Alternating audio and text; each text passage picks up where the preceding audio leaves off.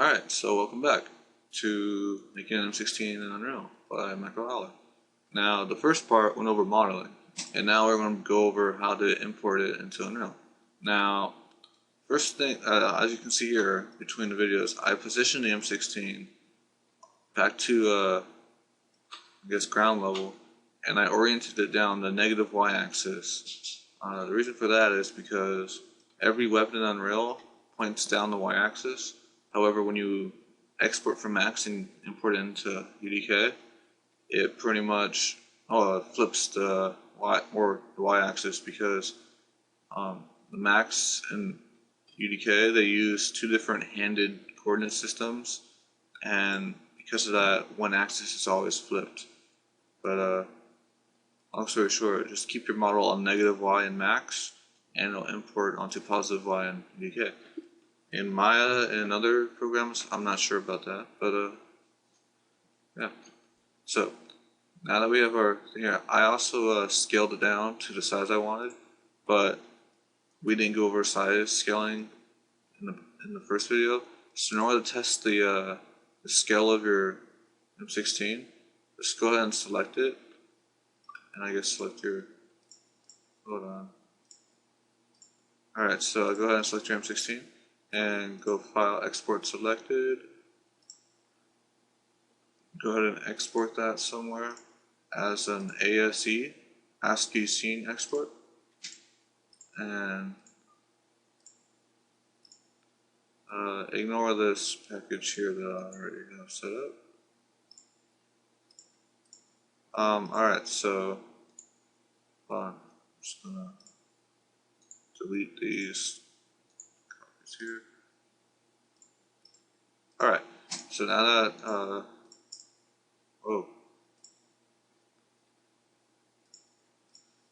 now we can import our M16 by opening up our PSK. And I already have a package called ALWP_M16. AL standing for Allar, being my last name, WP meaning weapon, and M16 being M16. Ignore the name here for M16.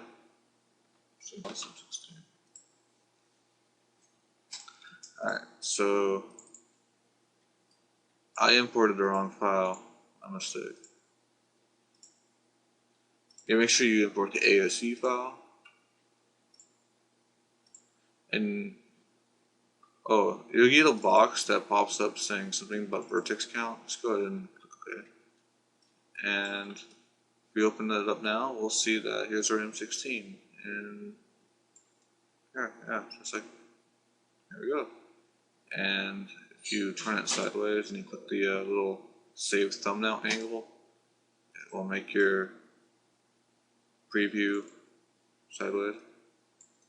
Alright, so now that we have that here, we can go ahead and drop this in game. Is that my M16 I already have there?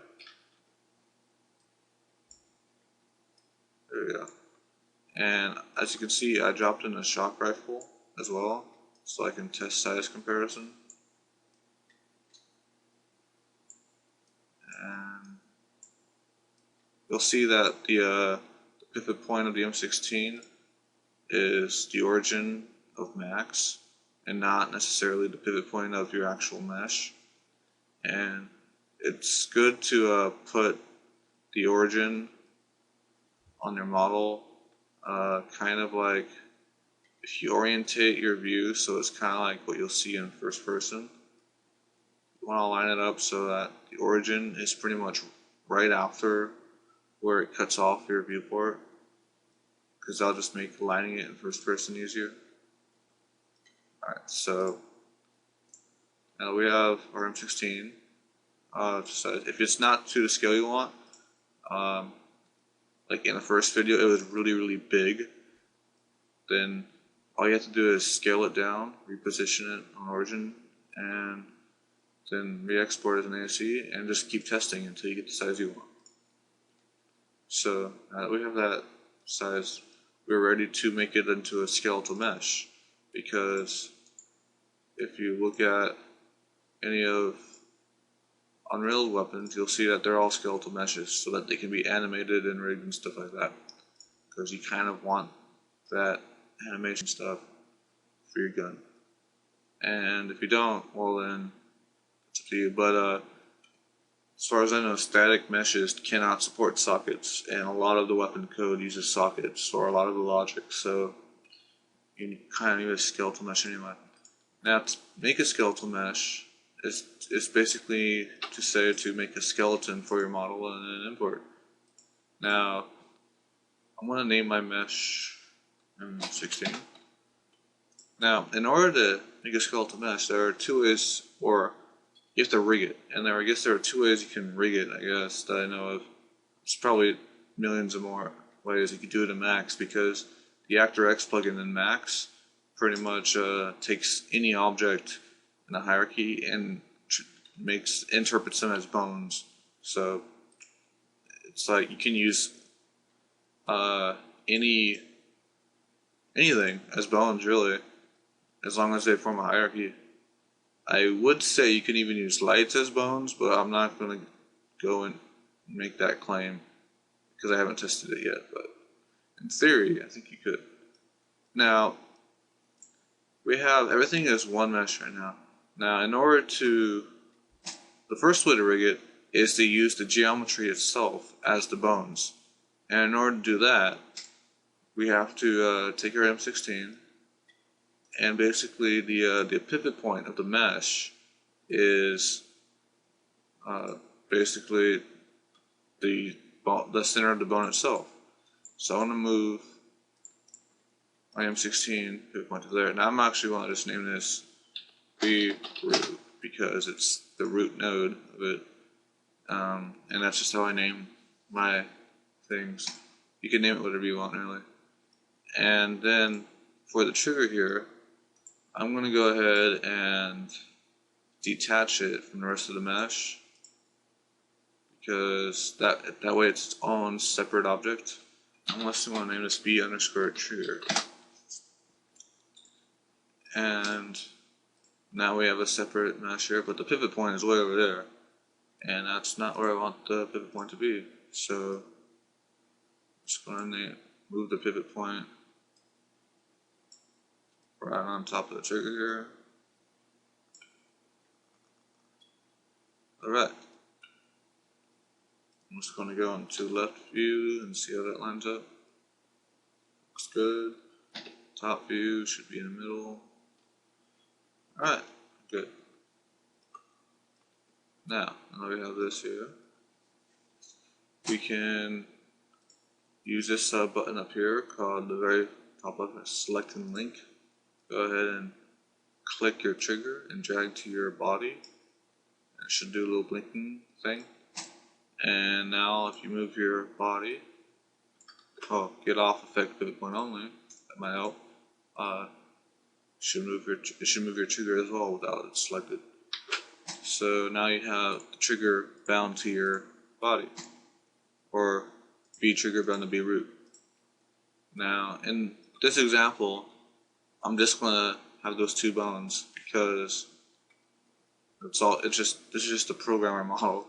And the final model, or in later programmer models, I'm going to go back and rig the top rail, the bottom rail, well, basically every rail in the magazine and things like that, stock, everything, so that it has a way to add new sockets and things like that.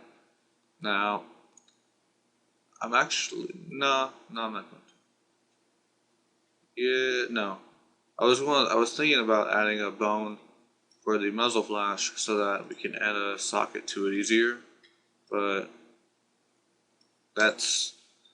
we can just bind that to the root. Anyways, so here's our M16, and as you can see, the geometry itself are the bones. This is one way to rig it. Now, you need to install ActorX in order for it to export the skeletal mesh. It's UDK, or it's Epic's plugin for handling skeletal meshes, and you can find that in your UDK installation, binaries, ActorX, and then I'm using 2010 64-bit Max, but for any package here, or Max Maya SSI, go ahead and grab the plugin you want and just copy that into your Max directory, which is for me is C, Program Files, Autodesk, Max. Copy it into your STD plugs directory, it's right here, and open up Max. Go to Customize Plugin Manager. Then you want to go right click and go Load New Plugin, and double click Actor X, and it should load that up. You should only have to do that once. If you restart, I think it should still be there because you put it in the STD plug directory. You can also put it in the plugins directory, but I think it's just easier to put it in the STD thing, even though it's not really a standard Max plugin. Alright, so now that that's installed, this won't show up automatically. You have to go to the More button on this hammer tab. Under Utilities, click More, and then click Actor X, and then it should show up like that. And if you click Scene Info, we have two parts on two pieces of geometry here, and you'll see Total Geometric 2, Bones and Main Skeleton 2, and where it's a skeleton, you'll see two elements, and then Geom Pipe Headphones 2. That means we have two pieces of geometry that act as bones, and that's our skeleton. Now, yeah, because this is rigid body and this isn't going to be deformed at all or anything, we can go ahead and leave it like this. If you have deformable mesh, such as a character or any type of soft anything, you're going to have to do it as a, you're going to have to rig it the second way, which I'll go over soon. So now that we have geometry here, you can go ahead and list here where it says all skin type. You want to uncheck that because all skin type, I had the list up right here. All skin type means you need a skin modifier for each piece of geometry you want to bind to a bone. But because we're not using bones and we're not using skin modifiers, which is the second way of rigging, you're going to uncheck that. And bake smoothing groups. Baking smoothing groups is interesting. Basically, it takes your smoothing groups and it breaks them apart, like vertice wise. So you have different sets of vertices for every smoothing group, and that kind of preserves the smoothing groups, but at the expense of giving you a lot more vertices. So I'm going to uncheck that. And it also gives you lots of material slots in UDK, and that's really annoying and bad. So go ahead and uncheck that. So I'm going to export all textured because I've already have the M16 textured with the AO that we baked onto it, so it knows which parts to export. And now I'm going to look up here, and I'm going to find a directory to export. And for the mesh file name, I'm just going to name it sk_wp_m16 for skeletal weapon M16. That's how I name things. You can name things however you want. And if you click Save Mesh Pose, it should say skin file and whatever you named it has been written. And then if you go to UDK, import your PSK file into your package.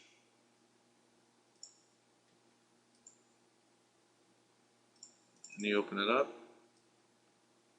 It is now pointing down x-axis instead of y. That's weird. But you'll also see that you'll have B root and then B trigger, and those are based on the pivot points of. I think Annie can move these things around, but you should probably not move those things around. Oh, I reopen this, so hopefully those bones will go back to their position. Okay, I'll just try that again. If I move this over here, close it, reopen it. Alright, yeah, so bones will keep their position even if you move them all around and stuff. Now this is pointing down the wrong axis. We need all our weapons pointing down the Y. So, and there's still 6 materials here. That's weird.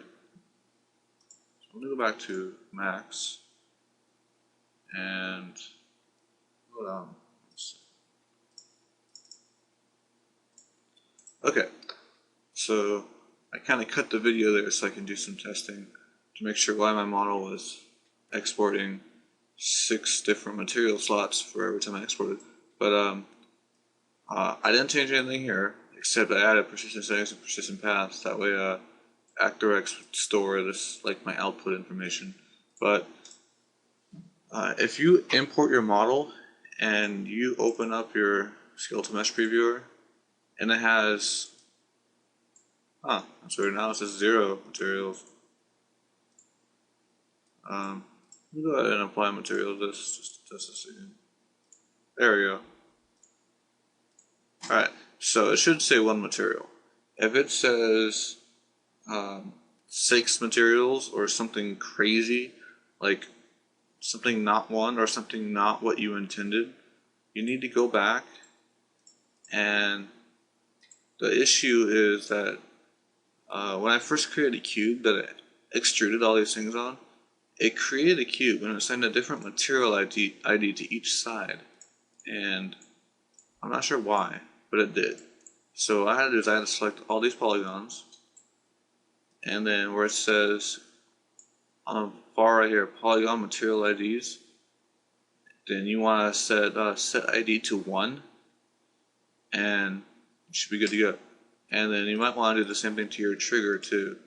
Just go into select polygon mode, select all these polys, and then where's this material ID, set that to 1.